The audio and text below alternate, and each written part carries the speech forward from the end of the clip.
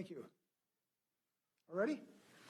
Good afternoon. I hope everyone enjoyed a safe and healthy and thankful Thanksgiving. We certainly did in our family. Today we're making progress in the fight against the COVID pandemic. We're coming much closer to the distribution of a COVID vaccine. That's tremendous news. We were on a call this morning with Vice President Pence talking about the arrival of the vaccine, which appears relatively imminent. It appears that in mid-December, some of the first shipments may be available. This is great news. We're very appreciative of the brilliant people who have developed what appears to be effective vaccines. But we have to make sure they're available to folks.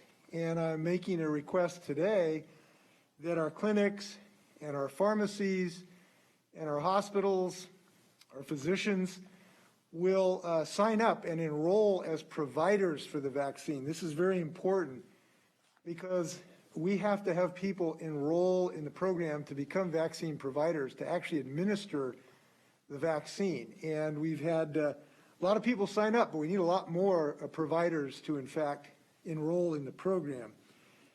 So I'm asking people to do that at the right moment. You can register through the State Department of Health. That's www.covidvaccinewa.org. And if you're enrolled by December 6th, you could be eligible to receive the very first shipments of the vaccines. Now, of course, there'll be relatively limited numbers available in the first few weeks of this matter. But again, I hope that anyone in the medical profession, the pharmacy industry, can sign up and enroll to be a vaccine provider. We'd like to get as close to universal coverage as we can, and your help could be really, really great. So today we got a really exciting announcement of having a new tool in our toolbox to fight this pandemic.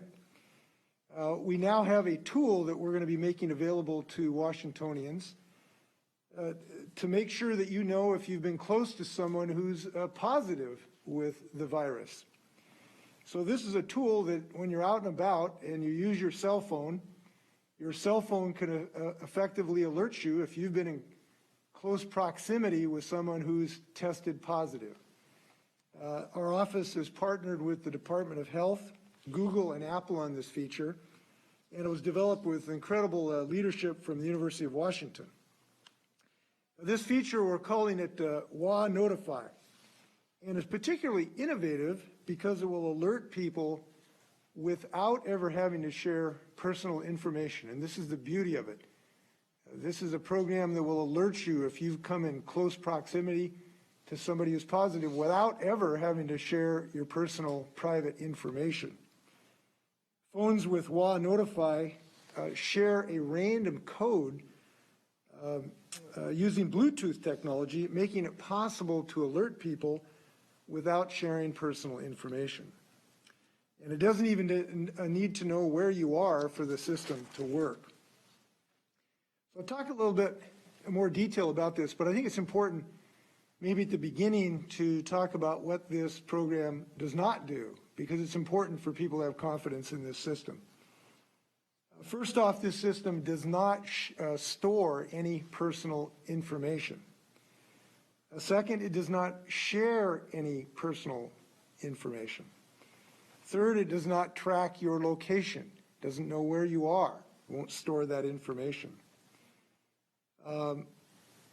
It does not track which WA Notify users are notified if you test positive. And last, it doesn't provide any personal information to developers or to the Department of Health. So let's just talk about how this works.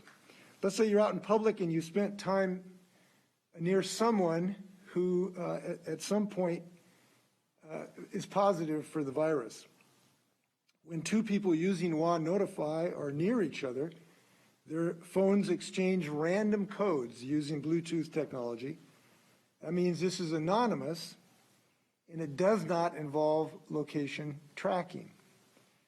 If one of those people later tests positive for COVID-19 and they enter a verification code from public health officers into WA Notify, anyone with WA Notify who was near that person during their infectious period will get a notification they may have exposed to COVID-19.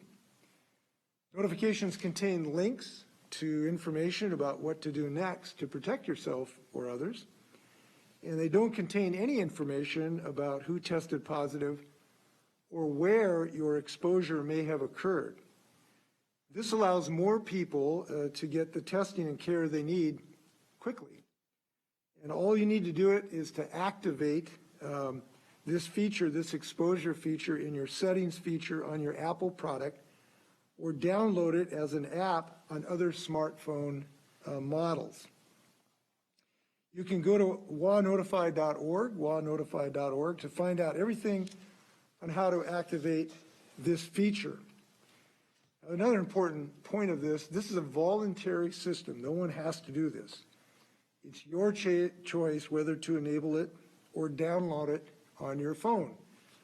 But obviously, the more people who take advantage of this, the more who will know whether they've potentially been exposed to COVID-19. And I'm very pleased to say that as of the last couple of hours, we've already had over 200,000 Washingtonians enrolled in this program. We're releasing WaNotify in 29 languages. It uses an algorithm that determines how close users were for how long and puts it in the context of the COVID-infected person's contagious period. That means if you were on the other side of a grocery store from someone who tested positive and has the app, it doesn't trigger the exposure notification. The algorithm uses the CDC's definition of a close contact. It's in about 6 feet for 15 minutes or more to decide whether to alert you or not. Your proximity to someone infected with COVID is determined by the strength of the Bluetooth signal between smartphones with WaNotify. Data suggests, models suggest that even a small number of people who use WaNotify in King, Pierce, and Snohomish counties alone would reduce infections by up to 11% and deaths by up to 15%. Now, just a moment why we're doing this.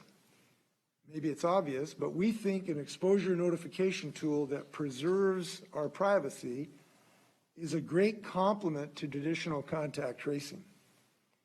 But exposure notification is something very different. The app does not track or trace information about who you are in contact with or where you came in contact with the other individual. That information remains anonymous.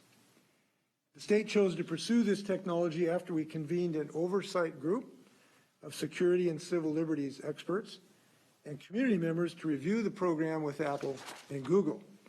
Other states have already seen decent participation, including Colorado, Maryland, Connecticut, and the District of Columbia. Now, it's also important to understand this is not a fail-safe for whether or not you've been exposed to COVID-19. But WaNotify is one more tool for awareness and care that we did not have before in our fight against this virus. It seems to be a very elegant and important tool in a fight against a potentially fatal disease. We recommend it.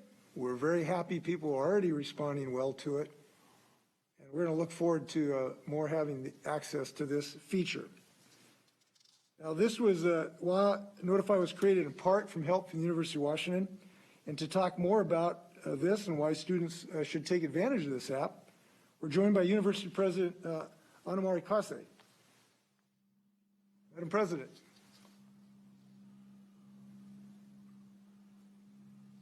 Inslee, we're really proud to have been part of the development of the statewide program. It was a truly multidisciplinary effort, and the University of Washington brought together experts from across all the university to help the state reach this milestone.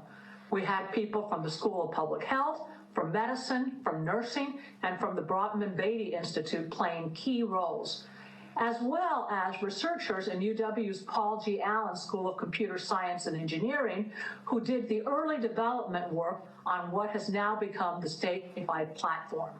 And a very special thanks to Janet Baseman, the Associate Dean in our School of Public Health, for her leadership of the state's advisory committee, which Governor Inslee talked about. This committee included experts in public health, in ethics, in healthcare, in privacy, security, as well as representatives from community advocacy organizations to ensure that this technology would be effective and safe and private. Privacy is absolutely paramount, and the goal from the very start was to use this technology to help to minimize the spread of COVID-19 while protecting users' privacy. The platform does not collect anyone's information, and it's completely voluntary. The University of Washington has also helped to build confidence in the program because we conducted a soft launch of this program right at the University of Washington on our Seattle campus. And so we were able to use it both to test privacy and to work out the technical issues. We like to say that the University of Washington is actually the University for Washington. And this program is a case study of how we try to live up to that promise. The work we do has impact on people and communities across Washington, and that public service is core to our mission. Our UW experts will continue to collaborate with Washington's Department of Health to evaluate how WA Notify technology works.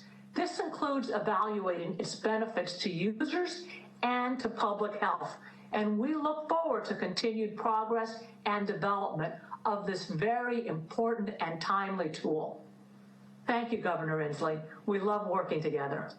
Thank you for your leadership. This has been an important tool, and it's just so great to have such a great research institution, which yet again is helping Washingtonians in their daily lives. And we've got another great research institution, Washington State University, doing some good research too. So we're very fortunate in the state of Washington. So thank you. We'll look forward to your further work on this.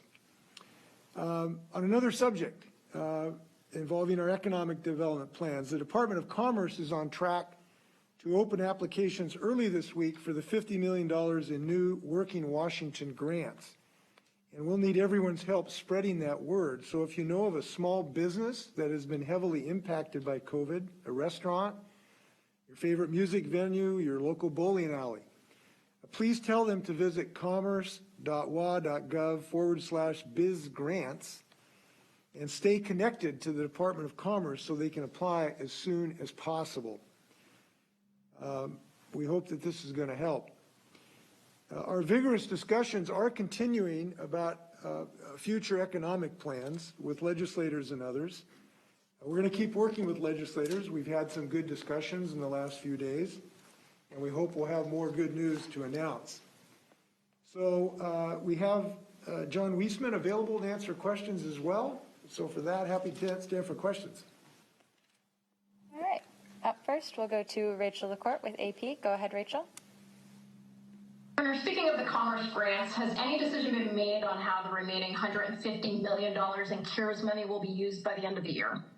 Not final decisions, but as I've indicated, we are having some what I consider very promising discussions with legislators and parts of industry about those subjects. So we hope to have more to say in the near future, in the next few days. Rachel, did you want to ask a follow-up question? Yeah, on a separate topic, the House Public Safety Committee is holding a hearing today where lawmakers are talking about several police reforms they'd like to adopt, including making it easier for the Criminal Justice Training Commission to decertify officers for misconduct and creating a statewide agency to investigate and prosecute police use of force cases. Where do you stand on these measures, and are there police reforms that you would like prioritized in the upcoming session? Well, yes, we will be introducing legislation to assure the independence of investigation and the independence of prosecutorial decisions. We're in the final stages of putting those packages together. As you know, our task force has made some specific proposals, so we're ironing those out right now. I haven't looked at the things you referred to, so I can't really comment on them, but I don't believe the two things that I've referenced will be the exclusive discussion coming up in the legislative session. I believe there will be more work. All right. Up next, we'll go to Joe Sullivan with the Seattle Times. Go ahead, Joe. Yeah, question question for Secretary Weisman. Now that Thanksgiving holiday weekend is over, what's your understanding of how many people were traveling in Washington through various methods, and what we can expect to see in cases in the coming 2 weeks here? Great, thanks for that question. I don't have the number of folks who were actually traveling. As the governor's pointed out before, we do know from some surveys about what people intended to do that Washington was in the top number one about staying home for Thanksgiving and not sort of inviting others over for social gatherings. So we're real pleased about that. But we're watching the data very carefully in terms of what we might be seeing in terms of a spike or continuing to level off or even go downward.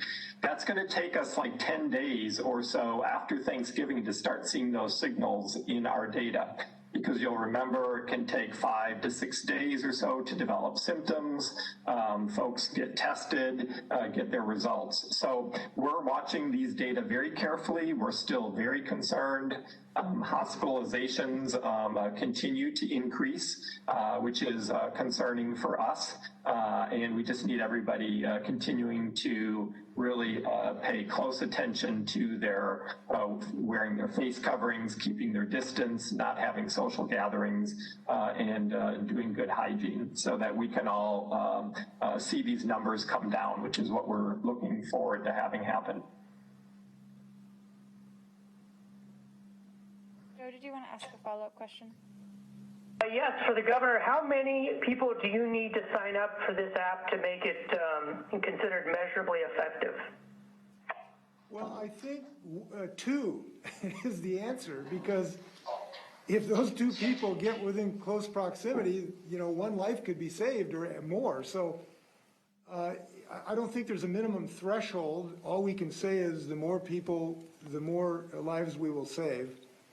And again, we have over 200,000 people have signed up, so it appears to be a very popular tool at the moment. I hope that will grow. John, do you have anything to add to that?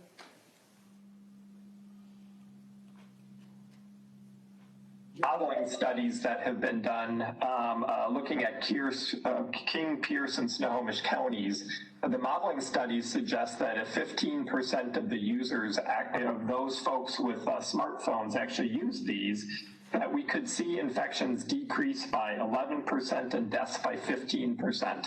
So we're really encouraging everybody to give serious thought to activating WA Notify and have another layer of protection as we go forward in trying to end this pandemic here in Washington. You don't get something that's free, private, easy to use, and effective that can actually save lives, maybe your own, or more importantly, even maybe your loved ones. So this is a pretty sweet deal for folks. They can decide what to do with the information, but at least they'll have information at their disposal. All right, up next we'll go to Lindsay Sheldon with Cairo. Go ahead, Lindsay. There, Governor. My first question is in regards to the CDC considering reducing the recommended quarantine period from 14 days to 7 to 10 days with a negative test result at the end. Is that something that you, Governor, or Secretary Weisman would consider? John, you want to handle that? Yeah, yep, we know that CDC is actively looking at that, and we are engaged in that as well, working with our epidemiologists, et cetera. Based on their recommendations, I would suspect that we would follow those, but we are carefully watching that and engaging in the conversation. Lindsay, did you want to ask a follow-up question? Just a follow-up to that, thank you. Given that positive test prevalence is getting close to 10% overall, which makes it tough to save time supplies with pool testing, and given that new quarantine time would require that test at the end of the 7 to 10 days, I'm curious where our state stands in terms of testing capabilities and supplies necessary to deal with this current surge, possibly another increase ahead, and then those additional tests if we do move to that new kind of guidance. John, you want to talk about tests? Yeah, absolutely. We continue to increase capacity across the state. A number of local communities are increasing the number of their community test sites. We continue to look at partnerships with pharmacies and others to offer the test.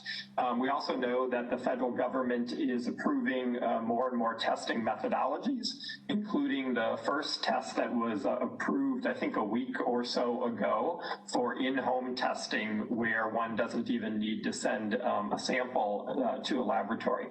So we expect more and more testing options available for folks, which is a good thing.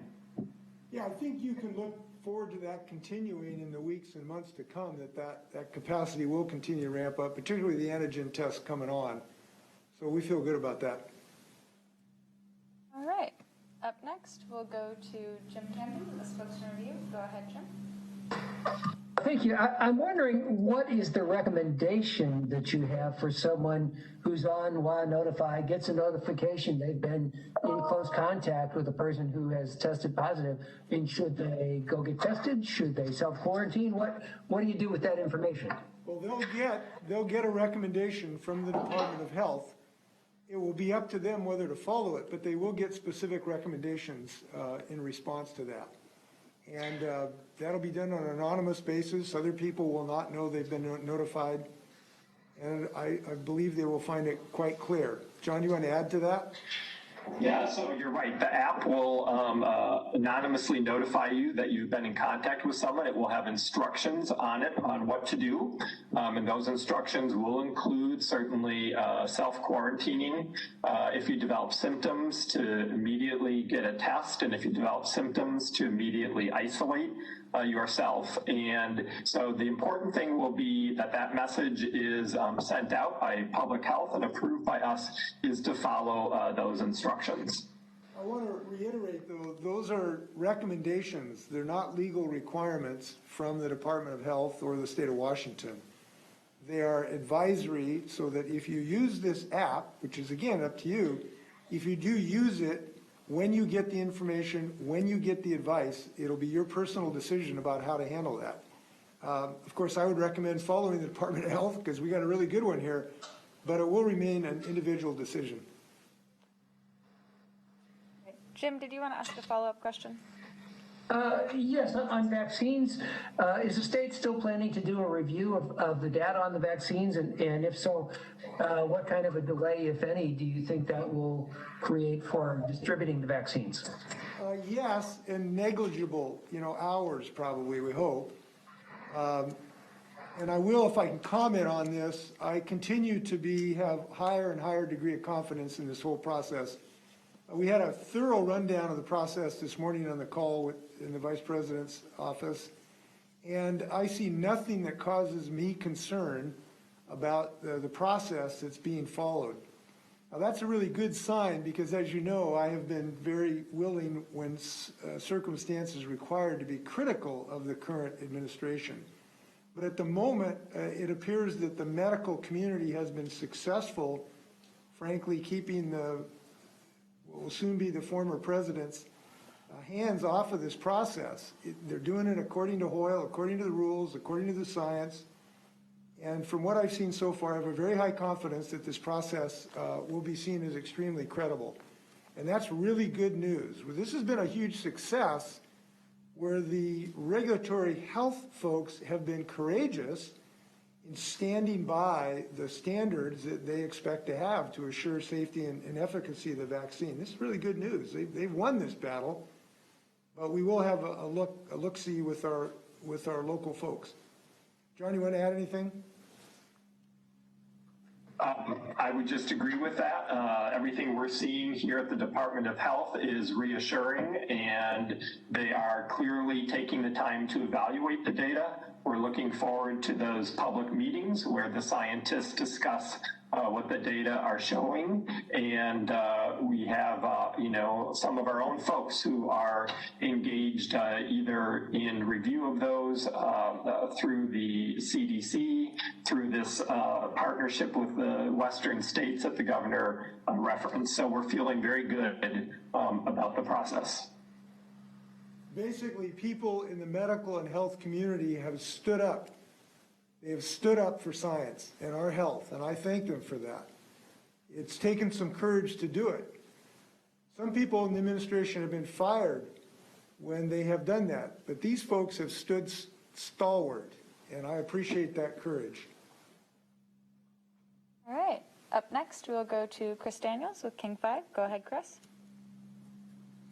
Yeah, it's a nice segue to, I just wanted to follow up on the term, the process, and how all of this is going to work. Governor, you had talked about getting pharmacists and others to sign up for the distribution of all this.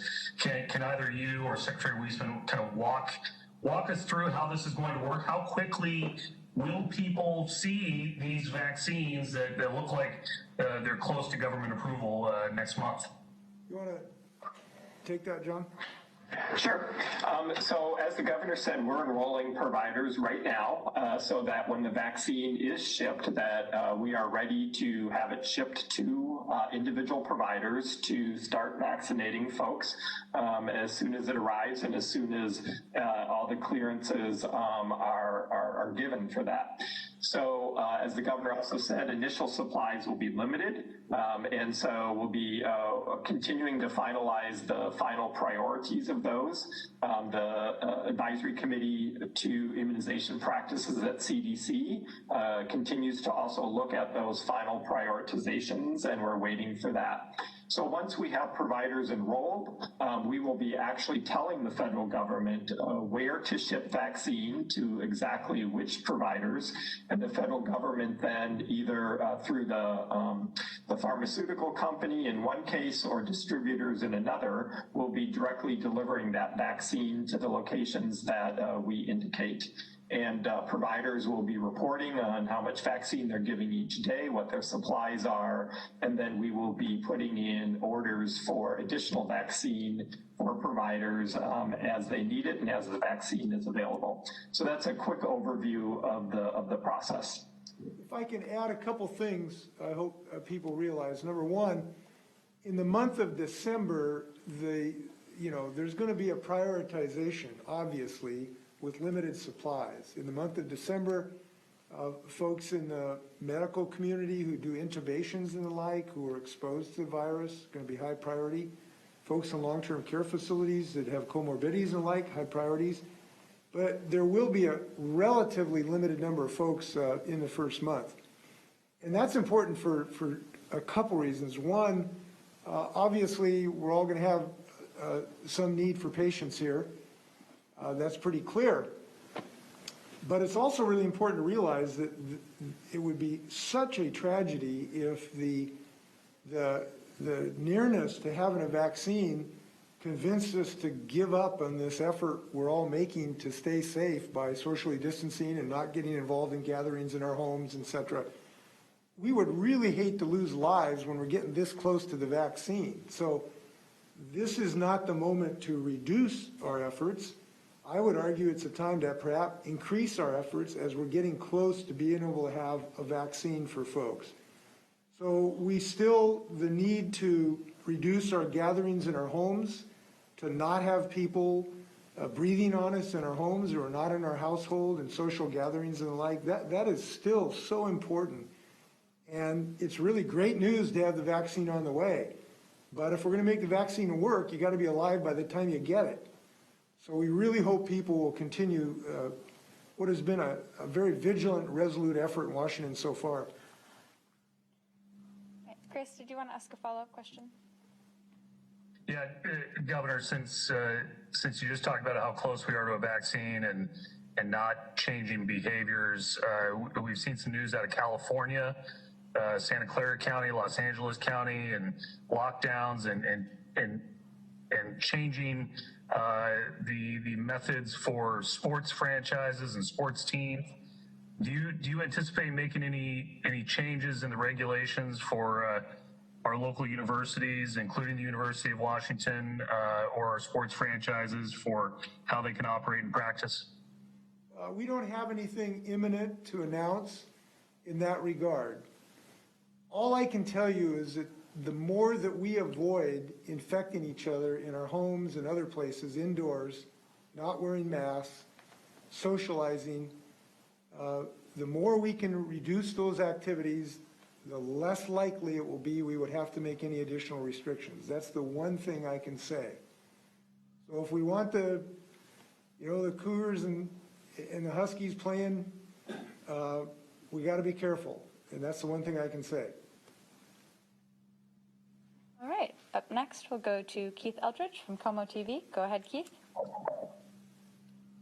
In Maine, we're halfway through the 14-day period, 4-week period. Is there any indication that we should be prepared that you're going to go past December 14th with these restrictions? And is there a possibility, like Los Angeles, that we're going to need a lockdown on through Christmas and New Year's? As I've said now about 4,000 times, I cannot answer that question. It depends on the course of the pandemic. And if it continues to expand at exponential rates, of course additional measures may be required. It's always been the case in the pandemic.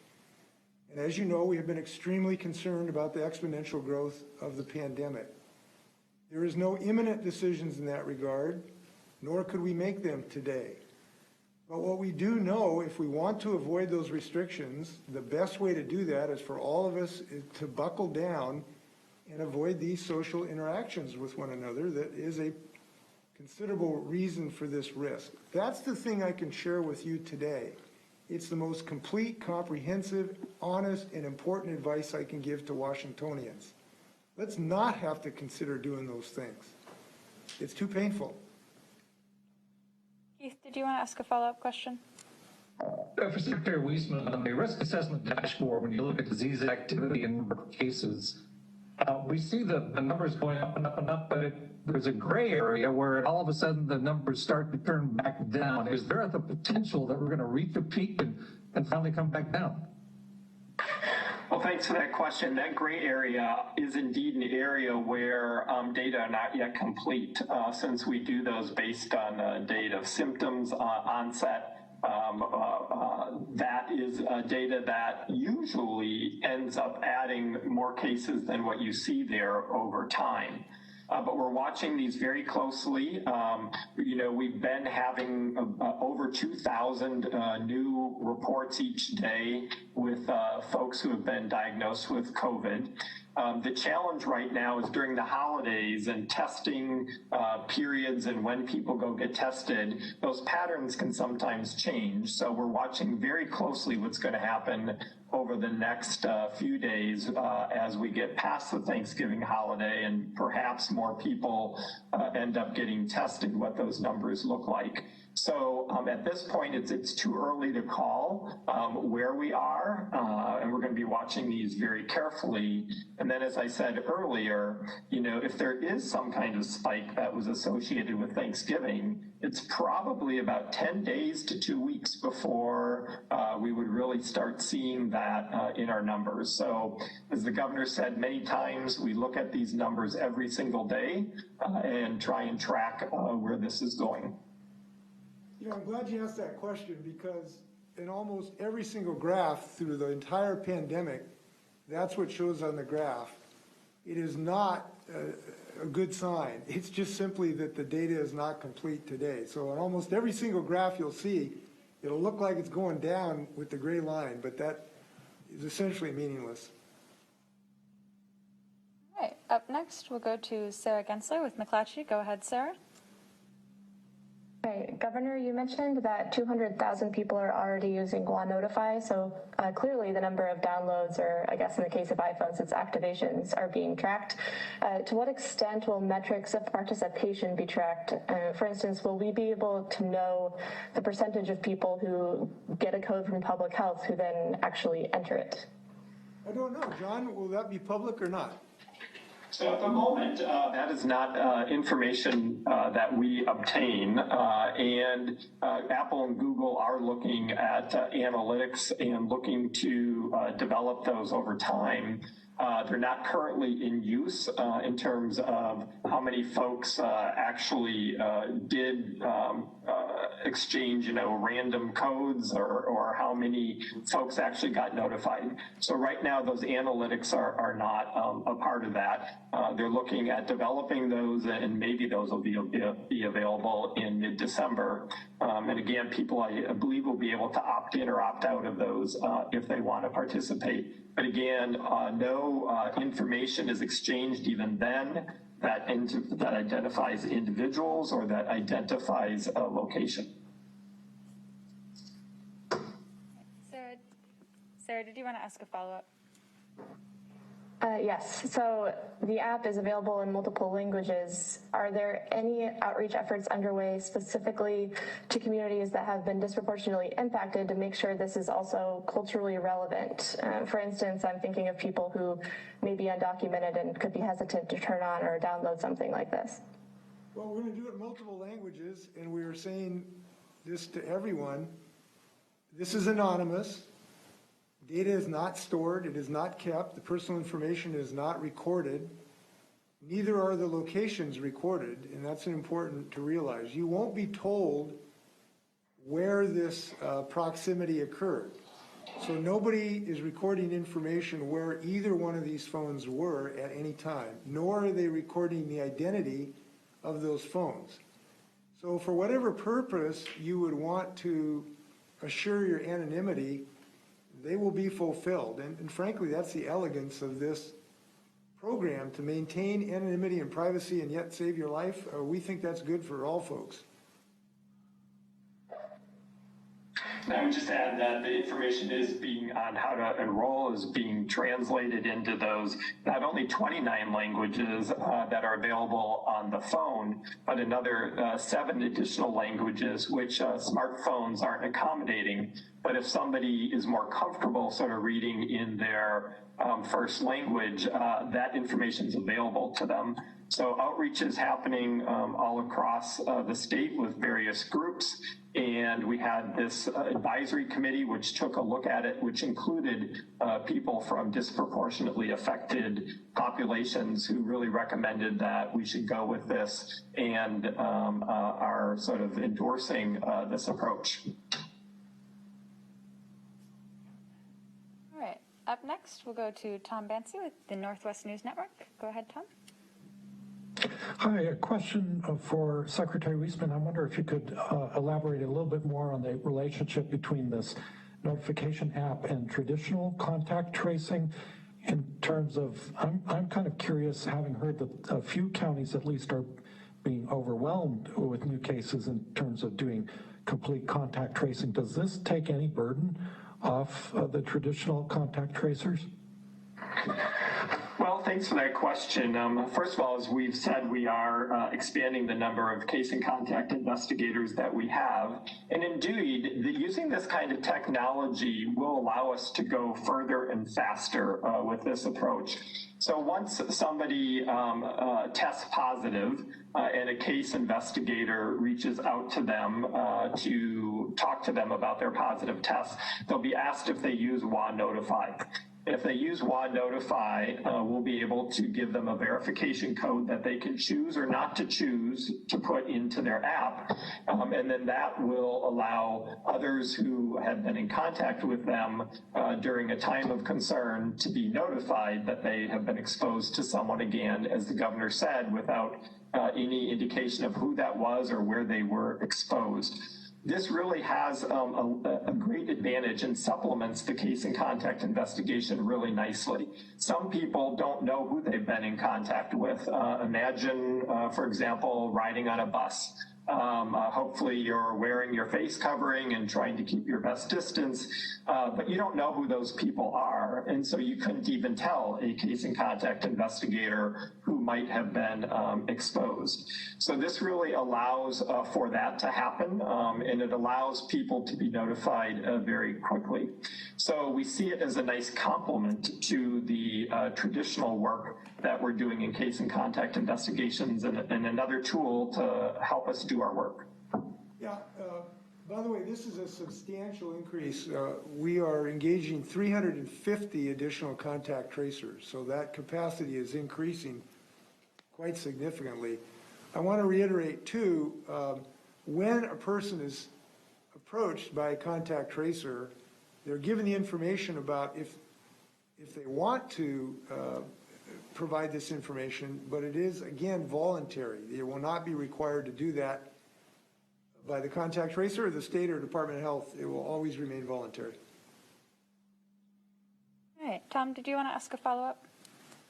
Just a quick follow-up on the subject of the study from King Pierce in Snohomish County that Secretary Weisman mentioned. Can you tell us a little more about that? Was that on behalf of the State Health Department, or has it been published? Just a little more info. Yeah, it was a modeling study done by Oxford, Stanford, and Google, who were looking at what it takes for these apps to have an impact. I don't have the actual reference right with me, but we can certainly make sure that you get it. All right, up next, we'll go to Jerry Cornfield with the Everett Herald. Go ahead, Jerry. Yeah, just picking up where Tom left off, there was a question about the modeling, and you did have a link to the abstract. So Secretary Weisman, maybe you could try to answer this. In the abstract, it says a model in which 15% of the population participated would reduce infections by 8% and deaths by 6%. But earlier you and the governor had said it was 11% and 15%. Can you explain the difference? I don't have it in front of me. The information I have is as what the governor said. So I will follow up on that and see what the discrepancy might be in that, what you're seeing. Jerry, I think that it was just a coincidence. I think what it shows, if 15% of people use it, it would reduce infections by 11% and deaths by 15%. So I'll have John confirm that. All right, did you want to ask a follow-up, Jay? If I could, a quick one. The readout this morning indicates the state has until Friday to identify physical locations for the Pfizer vaccine to be delivered to the state. Do you know, or were you looking at just coming into SeaTac? Is that the physical location, or would it be somewhere else? The vaccine, we will indicate which providers that it should be delivered to, and it will be delivered directly to those providers by the pharmaceutical company delivery approach. All right, up next, we will go to Hannah Scott with Cairo Radio. Go ahead, Hannah. Hi, this is going to be for Secretary Weisman. I'm looking at the latest contact tracing report from the 25th, and if you look at the 90% goal of reaching people within 1 day of a positive report, it steadily goes down to 6%. I'm wondering if that number is accurate for the week of November 8th through 14th, and if so, how concerning that might be about limiting the spread. Right, so part of I have not actually looked at the report yet myself. The challenges that we've been receiving certainly are within that 24-hour report of being able to actually contact folks. This is the piece where we need folks who are willing to answer phones and be able to return our calls. We continue to work, as the governor said, in hiring folks. I know that some of our local health departments are also feeling the strains of this and continue to do our best to get a hold of people as quickly as we can once we get those results. Anna, did you want to ask a follow-up question? Quick one for Governor Inslee. I'm wondering if you wanted to offer any thoughts regarding the report over the weekend about a memo sent from the state auditor to ESD Commissioner Levine regarding roadblocks, warning about getting in the way of some of the audits going on related to unemployment. Yeah, I think there was some disagreement between the two agencies about how to share information, how to get it in a timely fashion. And our office went to work on that, and that's now been straightened out. I talked to Pat McCarthy 5 or 6 days ago. It looks like we're in good shape. The audit is moving forward appropriately. Those troubled waters are behind us, and I'm looking forward to a good audit because that'll be useful to everyone. All right. Up next, we'll go to Daniel Walters with the Inlander. Go ahead, Daniel. Yeah. How long does the if you test positive, does the Want Notify app continue to alert people you come into contact with, or does it stop, or does it just alert people who tested positive in the just alert people who you've been in contact with the previous 14 days? Right. So the algorithm will take into consideration both time and distance, and then when somebody was likely to be infected, and will just notify essentially folks from that time of now to past whenever that infectious period was. All right. Daniel, did you want to ask a follow-up question? Yeah, sorry, I'm not phrasing it correctly. If you're say you test positive and you continue to be in contact with people, does the Want Notify app alert those people after you've tested positive and entered in your information? That's a great question. I'm not sure I actually know the answer to that. I have some folks who are listening in, and if they can text me the answer, we'll get that to you during this. Otherwise, we'll follow up with you afterwards. Up next, we will go to Neil Fisher with Cap KView. Go ahead, Neil. My question was answered. Thank you. All right. Then we will go to Alex Crescenti with KXLY. Go ahead, Alex. Yeah, Governor, how worried are you that with the Thanksgiving holiday and so many people traveling in and out of the region and in the surrounding states, how worried are you that we could see a surge in the next couple of weeks when the first vaccines will be administered? Well, I was concerned enough to spend every single ounce of creativity, innovation, and perseverance that I could possibly muster for the weeks heading to Thanksgiving to try to save some lives, and I hope that it has. I think there is some good news that we have had an impact. As John indicated, we appear to be the #1 state in the United States to act safely during Thanksgiving. But, we know it wasn't 100%, so to that extent, we are concerned. I do want to reiterate, and I'm sorry if I repeated myself, but it's not just Thanksgiving.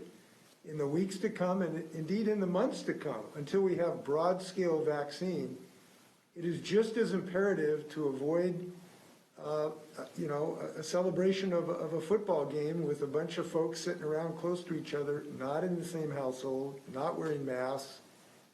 That is just as dangerous as a Thanksgiving dinner. And so, you might think of Thanksgiving as the kickoff to this season of survival, and that's what's at stake here in the next several months. So I will continue to share this information with Washingtonians, and the more folks that join us in this effort, the better off we'll be. Alex, did you want to ask a follow-up question? Yeah, to Secretary Wiseman. When are we going to have an idea of if the vaccine is going to be successful? What is there going to be some sort of a timetable of 2 months, 3 months that you can be like, okay, now it's starting to work here in the state? Well, I'm not exactly sure what you mean by successful, but based on the studies that have been done on the clinical trials, we should know the effectiveness of the vaccine. And again, that we're hearing reports that it's about 95% or so effective. So we would expect that to be, the case. The point at which we need somewhere between 60 and 70% of the population probably vaccinated to stop sort of these outbreaks and ongoing transmission. So in the ideal world, that's what we're looking to have happen over time, is to get that many people vaccinated so that we can stop the transmission. And that's on the previous question. My experts are telling me that it basically does stop sending notifications once you're identified as positive, and if they're found to still be sort of not isolating themselves, and we learn that and they're cooperative, we can give them another verification code that could then notify others. But again, we're asking people, if they're positive, to isolate themselves at home and not put others at risk. If I can share something relevant to that, it would be really wonderful if I could share information that, at the end of this year, we're going to have enough people vaccinated that we can go back to pre-COVID social behavior. I cannot say that. It will be months until enough people are vaccinated to essentially break the chain of transmission. And so we are going to have to hunker down while this vaccine increases the percentage of people who are vaccinated. So that's why this message we will be sharing, it won't finish at the end of this year. We will still have the need to save thousands of lives. And by the way, I have to push back. I've heard some people, some in the other party, that says we're just going to depend on herd immunity at this point. Herd immunity means tens of thousands or more deaths in the United States and hundreds or thousands in our state. Because during the months while we're waiting for this vaccine to get a highest percentage to break the chain of transmission, it would mean many, many more deceased people in our state and our country. That is a surefire disaster in the making. So that siren song is very dangerous, and we cannot allow ourselves to go on the rocks of herd immunity with the consequent deaths in our state, and we're not going to allow that. All right. Up next, we'll go to Carolyn Bick with the South Seattle Emerald. Go ahead, Carolyn. Hi, yes. This is a question for either the governor or Secretary Wiesman. Given that Moderna just filed for an EUA from the FDA, does Washington State have any plans in place to secure doses of that vaccine in addition to the Pfizer one? Yes, we will have essentially the same process for that vaccine, and it could be maybe a week or 2 weeks after the Pfizer. But that seems to be on a good progress as well. And the distribution system will be relatively the same. Some distribution changes, as you know, regarding the cold storage that's required, but otherwise quite similar. Right, and Washington State will be getting, its share of allocation of these vaccines. They're basically basing it on population size. And so we'll be receiving both of those vaccines. Carolyn, did you want to ask a follow-up question? Yeah, that'd be great. Thank you. Just to follow up on what you just said, Secretary Wiesman, so how much vaccine, I suppose, in total, when you combine Pfizer and Moderna's vaccines, will we initially be getting? And then how many continuing shipments will we be getting, in early January? So we don't have those numbers yet on the Moderna vaccine. We are anticipating for the Pfizer vaccine to receive by the end of December around 200,000 doses, but we don't yet have the Moderna or other sort of estimates for the Pfizer vaccine, what will come in sequence. So we're waiting for those numbers. I think we've got time for one more question. So up next, we'll go to Nick Popham with Como Radio. Go ahead, Nick. Hi there. Thanks so much. Governor, I was wondering how you'd be able to convince folks who are a little more hesitant to download this app, or activate it if they have an iPhone. I know that obviously a lot of people with contact tracing, some were hesitant to answer the phone or be 100% on it. So I guess how do you convince folks to download this app, to be a part of this app or this program? Well, I guess, just to share information with people, and people will make their own decisions on this. And I guess what I would do is, if someone expresses hesitancy, I'd ask them what the reason for that hesitancy is, and then just provide them the information that we can provide them. It's a simple app that's elegant in maintaining privacy, individuality, voluntary decision-making, anonymity, total lack of information as to where you have been. So I think a lot of the concerns, any concern that I can think of, have been answered in this regard. So the best I can do is provide information to people and let them make the voluntary decision. And as I've indicated, I don't think we've ever done anything that already had 200,000 people signed up. So a lot of folks do understand the benefit of this. This is in a sense, a non-governmental action here. This is a private activity between you and an algorithm that remains free of even maintaining private information. That's a pretty sweet deal. Nick, did you want to ask a follow-up question? Yeah, I did, if that was all right. I was just wondering why it took so long to get this going to where we're announcing it today as opposed to a few months ago. You mentioned a few other states or communities have already started using apps. Why did it take until the end of November for us to finally have an app for contact tracing that we can use here? I thought you were going to ask why we're ahead of 46 other states. I may have misunderstood your question there. But.